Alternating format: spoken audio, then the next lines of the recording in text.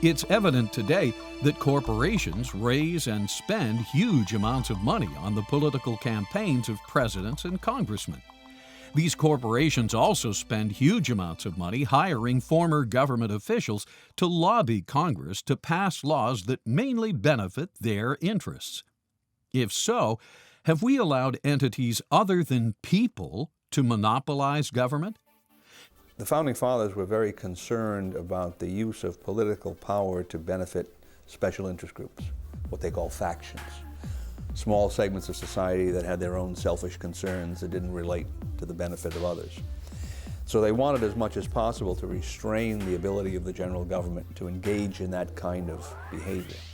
The system that we have today of interventionism serves the interests of the lobbyists, and they represent the international corporations because they have influence. And they say what we need is lobbying reform to keep the lobbyists from lobbying. That is not the answer, because lobbying is just petitioning the government. We have a right to do that. What we have to do, there's two answers to that. One, if you had the right people in Washington, the right members of Congress who would not yield to the temptation of being influenced by money, the whole program would cease. They wouldn't have any more influence. But that doesn't seem to happen. The real solution is getting the government out of the business of being able to pass out favors, so there's no incentive for the businessman to come and lobby the member of Congress. Have we allowed corporate power to influence the creation of laws that fail to benefit the people? Are we allowing corporations to reconfigure the laws of this nation to suit their purposes at the expense of real people? Do you feel special interests have hijacked Congress? I don't. No, I think they've got a valuable part to play because they are experts in their area and they can provide some good guidance for the congressmen who aren't specialists in these areas. Lawyers will argue that indeed corporations are people. They will argue that they are even good corporate citizens. But is a corporation really a citizen? Or for that matter, even a person? And what about a multinational corporation? Is that even a citizen of the United States?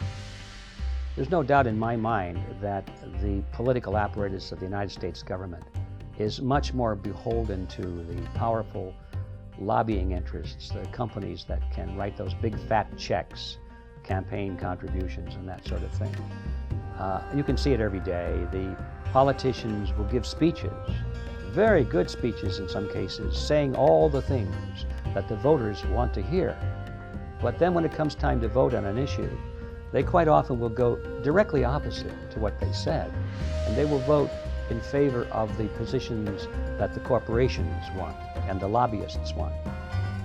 Did the Founding Fathers write the Constitution for real flesh and blood people or for corporations, artificial entities that are creations of the state?